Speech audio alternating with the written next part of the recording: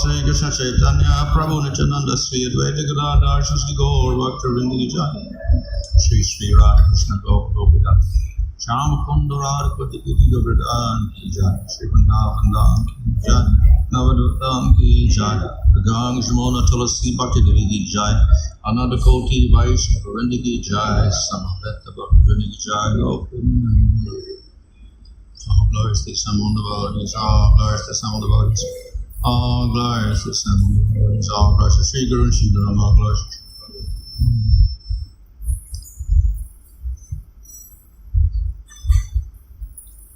Om Namo Bhagavate Vasudevaya. Om Namo Bhagavate Vasudevaya. Om Namo Bhagavate Vasudevaya.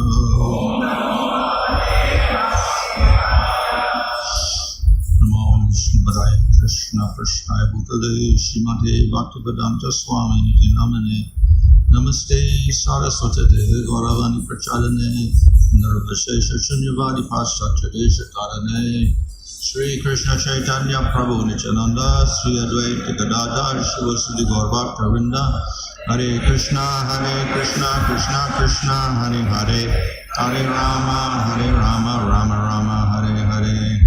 Reading from 10th Canto, Srimad Bhagavatam, chapter 61, verse 26. Tasmin Abu Jaye Rajan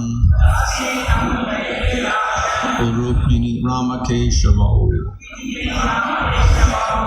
Pura Boja Katam Jagnu Samba Pradum Akadaya. Tasmin, on the occasion of that, Abhyudaya, happy event, Arajan, O King, Rukmini, Ramakeshava, Balaram and Krishna, Puram, to the city, Bojakata, Jagmahud went, Samba Pradumna Adayaha, Samba Pradumna and others. Translation: on the joyous occasion of that marriage, O King, Queen Rukmini, Lord Balaram, Lord Krishna, and several of the Lord's sons, headed by Samba and Pradumna, went to the city of Bojakata. After the wedding, a group of arrogant kings, headed by the king of Kalinga, told Rukmi, "You should defeat Balaram at dice. He's not expert at dice, O king, but still he's quite addicted to it." Thus advised, Rukmi challenged Balaram and began a gambling match with him. In that match, Lord Balaram first accepted a wager of 100 coins, then 1,000, then 10,000. Rukmi won this first round, and the king of Kalinga laughed loudly at Lord Balaram, showing all his teeth. Lord Balaram could not tolerate this. Just then a voice from the sky declared, "Balaram has fairly won this wager. Rukmi is surely lying."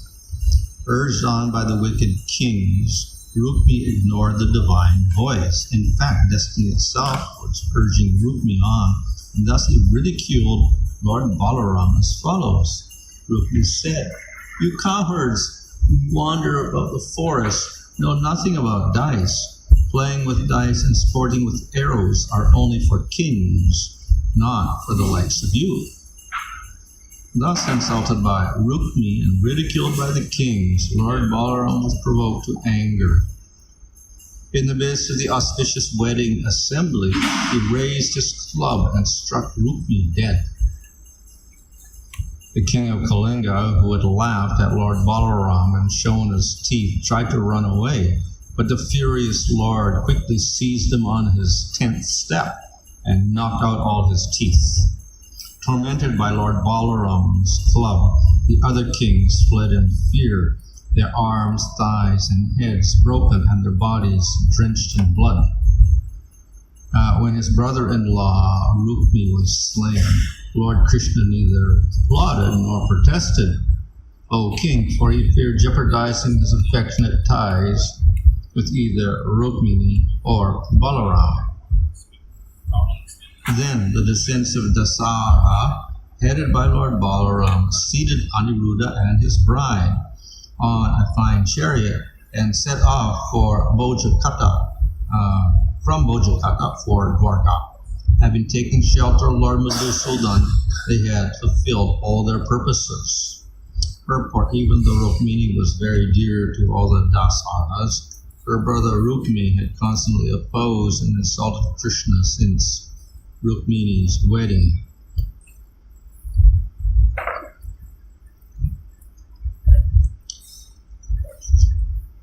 Srila Vishnu Chakravarti explains the associates of Lord Krishna could hardly lament Rukmi's sudden demise. Thus end the purports of the humble servants of His Divine Grace A.C. Bhaktivedanta Swami Prabhupada to the 10th canto, 61st chapter of Srimad Bhagavatam entitled Lord Balaram Slays Rukmi. So we've seen how though Rukmini was a great devotee of Krishna, Rukmi, on the other hand, was the opposite, influenced by wicked kings. And therefore we see in this case, he mocked Lord Balaram and made fun of him. With, of course, also said he cheated, because the divine boy said that Balaram had actually won. But Rukmi somehow did play the trick, and he said that he won. And then he criticized Balaram and Krishna as being ignorant cowherds who didn't know how to play dice, and that they're actually not worthy to be rulers or kings. And then, though up to this time Balaram and Krishna had tolerated the insults of Rukmi, because Rukmini had requested that he be saved previously. At this point, Balaram took his club and he killed Rukmi, and he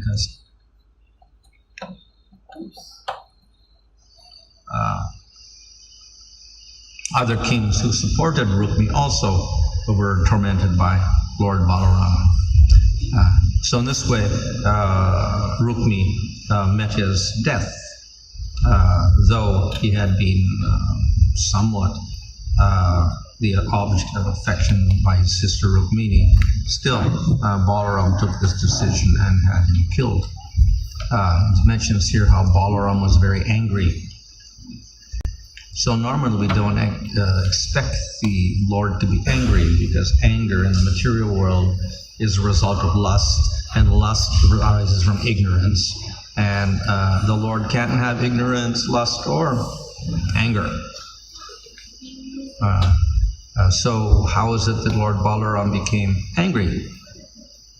Usually we have descriptions of how Krishna kills a demon, but he does so not with anger. He is very impartial, and he never gets disturbed by the criticisms of persons like Shishupala, etc.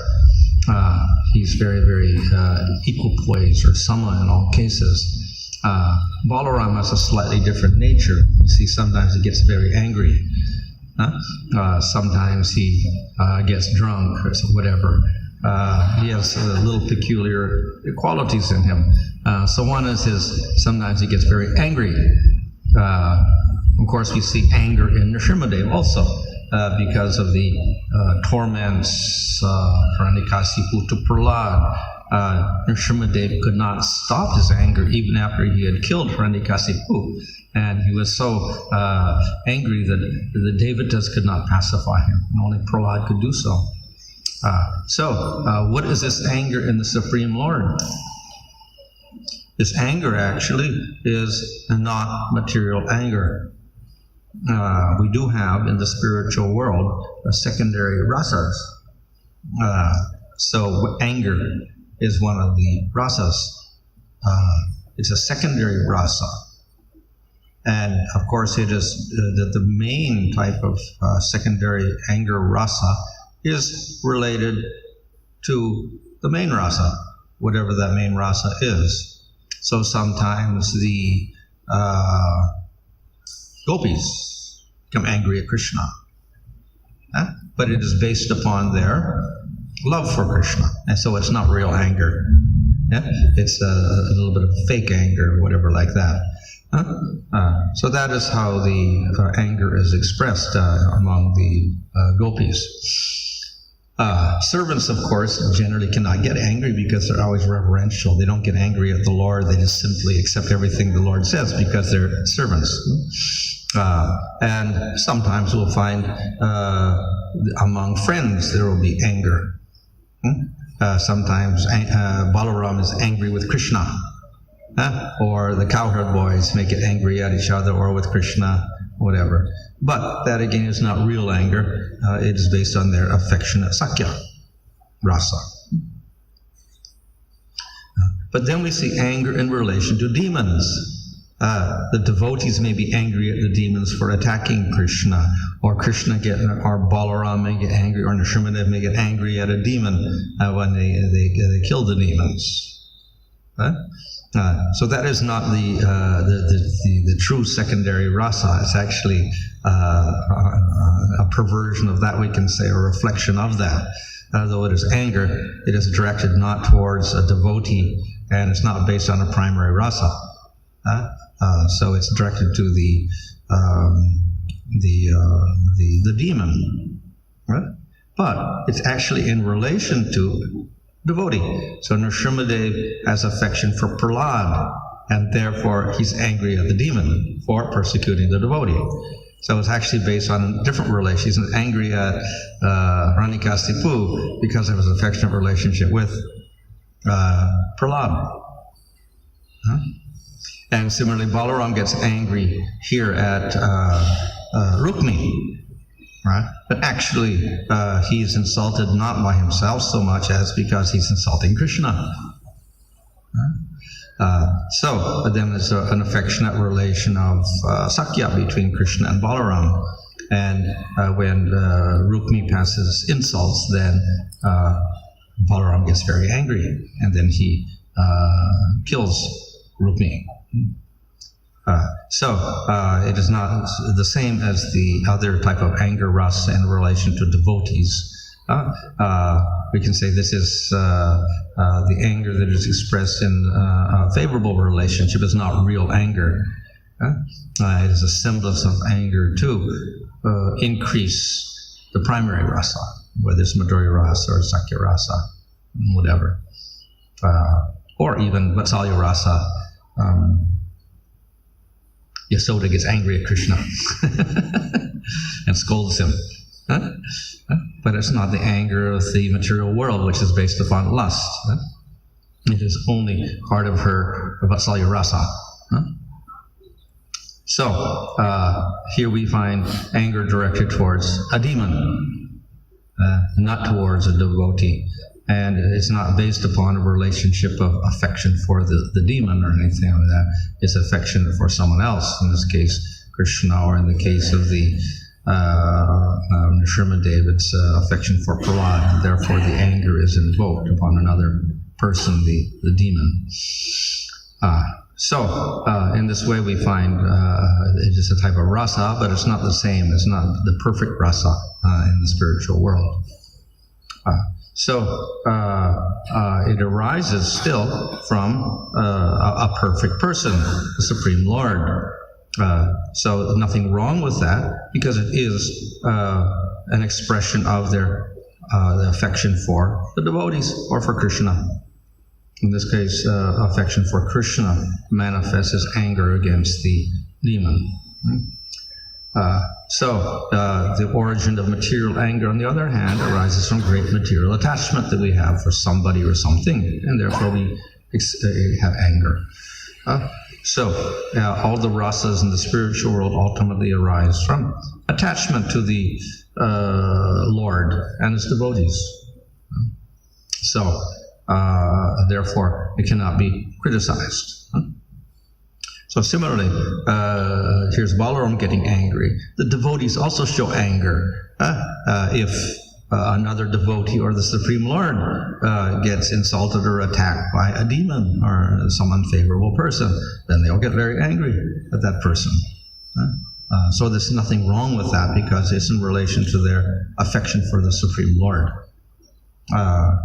And at all times, that affection for the Supreme Lord predominates and concludes the particular incident. In the material world, the anger leads to problems. We get forgetfulness. We lose discrimination and intelligence. We become confused, etc. And then we commit violence and sinful activities. And then we degrade ourselves. That's the result of anger in the material world. And therefore, it is condemned. In the Bhagavad Gita, Krishna says, Arjuna asked, why, as if by force, a person commits sinful activities in this world? And the answer Krishna gives is karma and krodha. And due to that, the jiva commits acts in this world which cause sin, which cause suffering. So the anger in the spiritual world, either of the Lord or the devotees, does not cause any karma, does not cause any sinful activity at all. It's all, what it does, it nourishes their particular rasa with the Supreme Lord on the part of the devotees, and of course on the part of the Supreme Lord. Again here, Balaram's wrath with Krishna is increased by his anger against the demon and his insults. So therefore the anger is quite different from the anger of the material world. And of course, the loving relationships are also different from those of the material world. Lust is criticized as the forerunner of anger. Attachment and lust leads to frustration, and then we get anger. And that lust is desire for our enjoyment. So, affection of any sort is condemned. So we'll find many verses, particularly in the 5th canto and the 4th canto, condemning material attachments, attachment to family members, attachment between men and women, etc. But also all sorts of affectionate attachments are considered bondage that one has to give up eventually in order to progress in spiritual life. But then we have affectionate relationships in the spiritual world between Krishna and the devotees. Mother Yasoda is affectionate to Krishna as her son. We find affectionate relationships between the cowherd boys and Krishna. We find a relationship between the gopis and Krishna. So it looks like material affection and lust, but it isn't. Because object is Krishna, and it's not with the desire for our own enjoyment. It's for the pleasure of the Supreme Lord. It's pure love directed towards the Supreme Lord.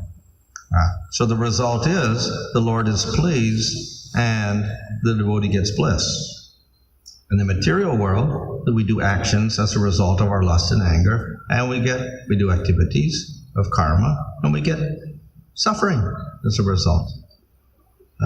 We get karma, we get bondage in the material world. So there's a similarity between material world and spiritual world, but quite different. So the devotee can understand this, and the materialist cannot. And therefore, a materialist will criticize relationships in the spiritual world. Oh, it's all Maya. So it's like material world. The gopis are Maya. They have lust for Krishna, cowherd boys of affection. Mother Yasoda has got affection for the Lord. That's bad. It's like material affection, family members. So one can criticize if one doesn't understand that it's a completely different type of affection, and it does not cause bondage at all. So that is why one has to be properly educated to appreciate the wonderful qualities of the devotee and the Supreme Lord and their relationship and the qualities of bhakti. Otherwise, it will look very materialistic. So some people in the material world will criticize, oh, bhakti, that is all material, because we're showing affection for the Supreme Lord, and affection is Maya. We have to give up all affection, etc. So this is particularly why in the Nectar Devotion there, Rupa Goswami criticizes renunciation or vairagya, because vairagya is a reaction against material attachment. So vairagya means renunciation of material enjoyment, renunciation of relationship with anything. So if we want to keep renouncing everything, then we can't even perform bhakti, because we have relationships there. And we have desire for Krishna. So if we renounce everything, then all we can do is become impersonalists and appreciate Brahman, peaceful existence with no feelings. But that, of course, it doesn't give real bliss. So therefore, bliss arises from an affectionate relationship with the Lord. We do have desire, but directed towards the Supreme Lord for His pleasure. And nothing wrong with that. Rather, it satisfies the jiva completely. It gives bliss. So one who has devotion can understand this and appreciate this, and therefore he knows that the relationships between the devotees and the Lord are not material at all. And what looks like material is not material. There's a resemblance, of course, but it is completely different. The results are completely different. So material attachments are condemned in the scripture, but spiritual attachments are praised in the scripture. And the greater the attachment, the greater the praise. So even in prema, there's degrees of attachment.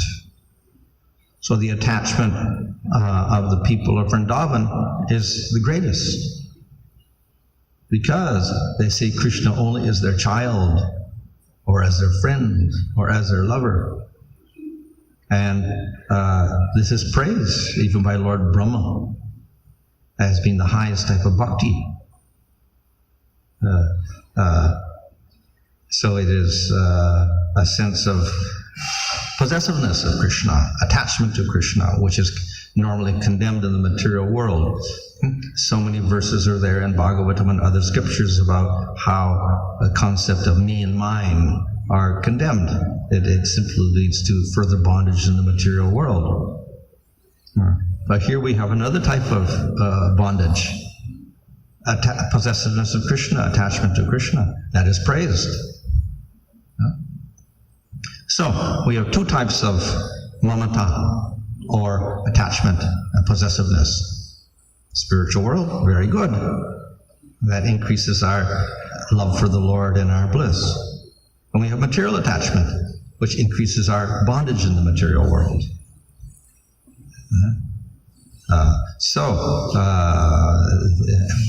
Nothing wrong with possessiveness, but it has to be directed towards Supreme Lord for His pleasure. Then it is the highest level. If it goes in the opposite direction for our pleasure in the material world, then it is condemned. And we end up with the worst results, the worst suffering.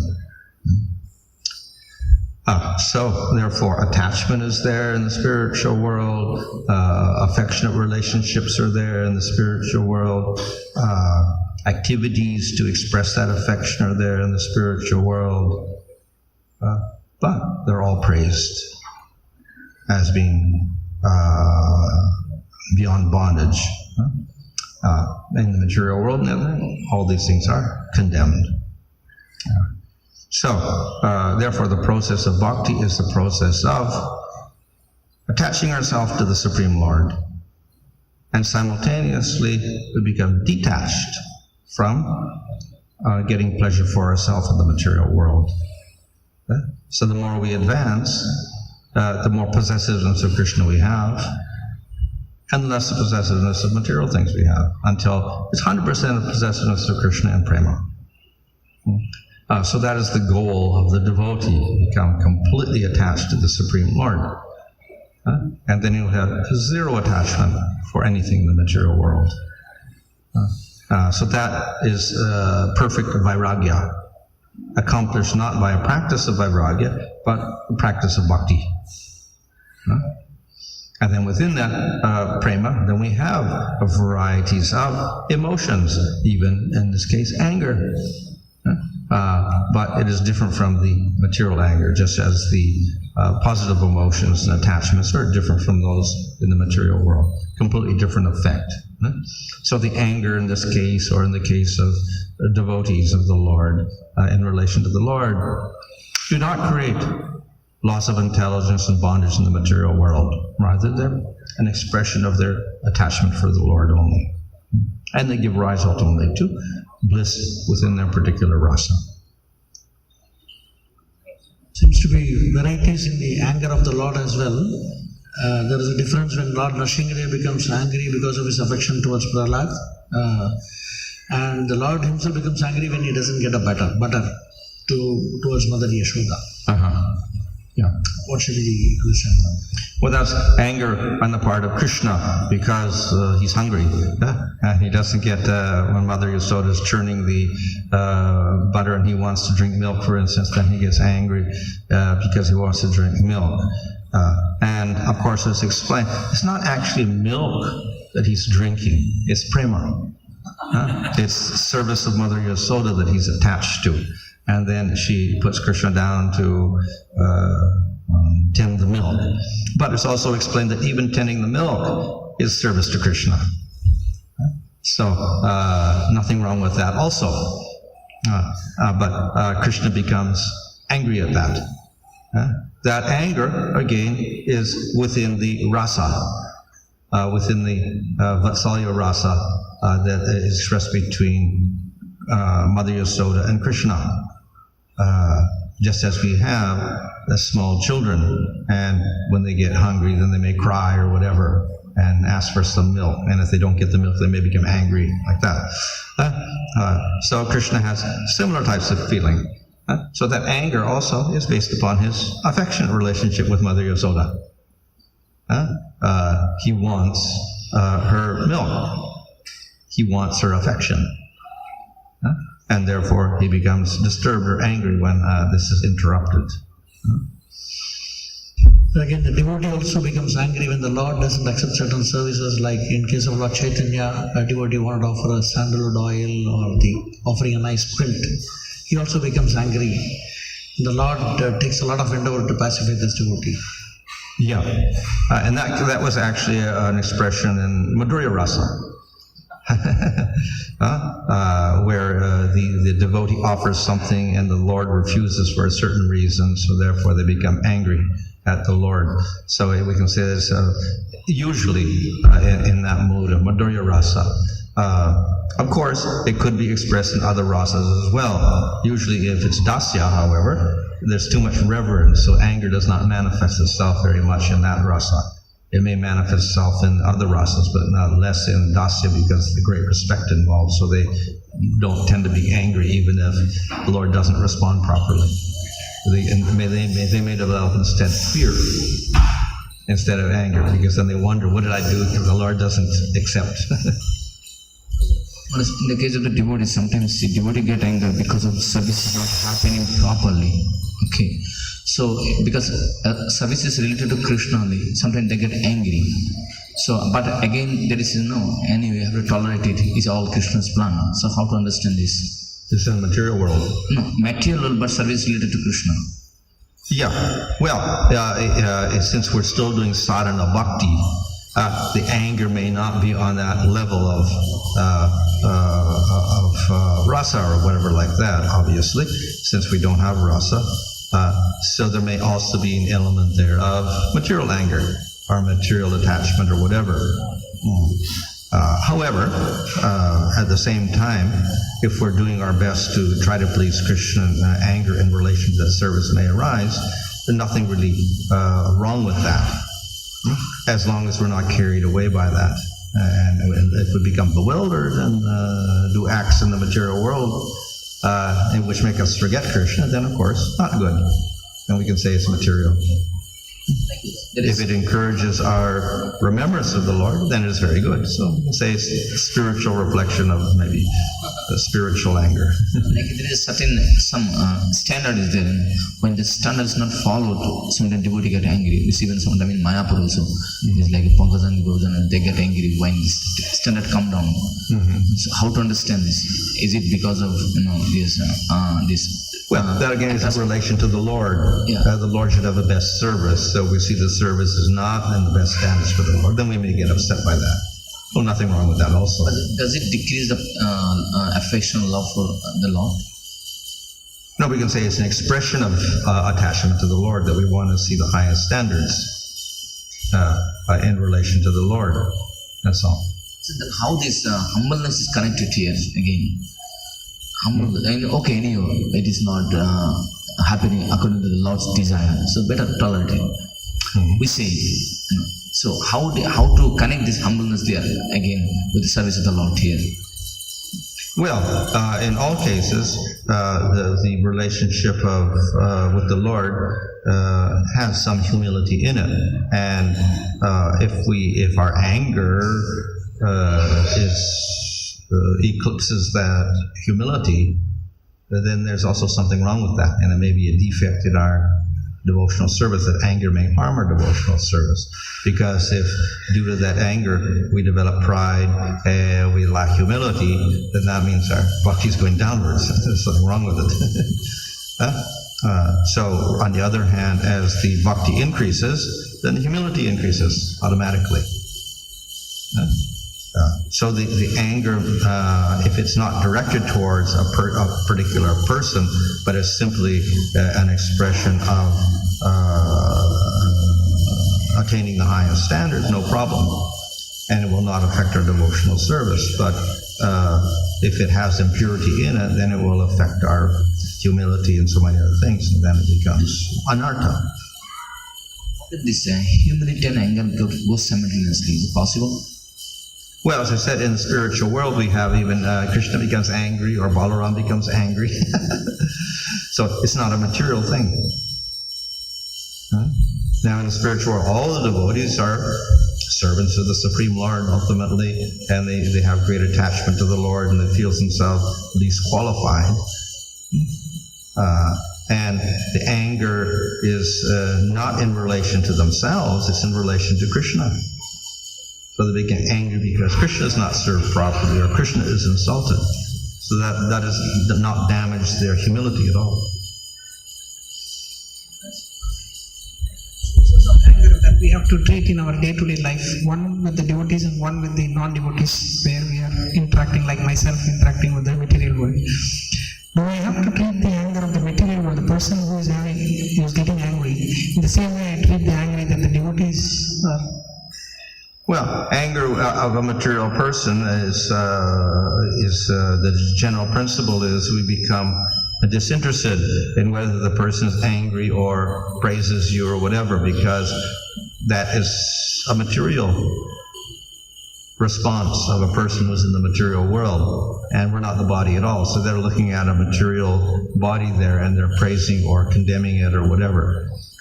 So in Bhagavad Gita chapter 2, Krishna says that the person who is Citta Pragya, then he's indifferent to praise or anger or criticism or whatever. So devotees also similar. We tolerate in the material world. So my reaction should be tolerate? My reaction should be devotee also tolerate the anger, and non-devotee also you tolerate the anger and be Either case we tolerate the situation. When I looked at being timid and useless, what should I do, Maharaj? How should I react? If others think that because I'm going submissive, the others angry, when they get angry, and I'm not talking anything to them, and they look at me as timid and useless, should I react? Doesn't matter. You tolerate that also. We don't care. You don't care for whatever they're thinking because it's useless. Whatever they're thinking is also no value. Thank you, Maharaj. Maybe for a sadhaka, Maharaj, isn't it better that because I don't know how to use the anger, I may not be qualified to use it properly, I may misuse it. Better not to become angry, leave it to the authorities and just inform them and then. In general, yeah. Safe, it's a Because safer protection. we may be affected by material anger. In that case, it's dangerous for us.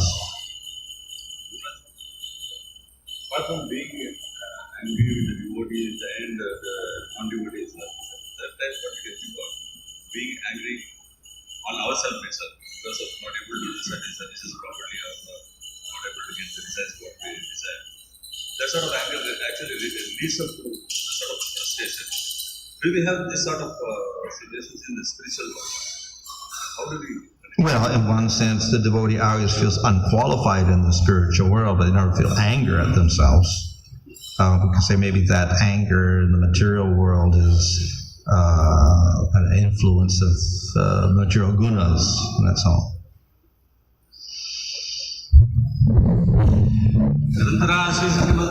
Ki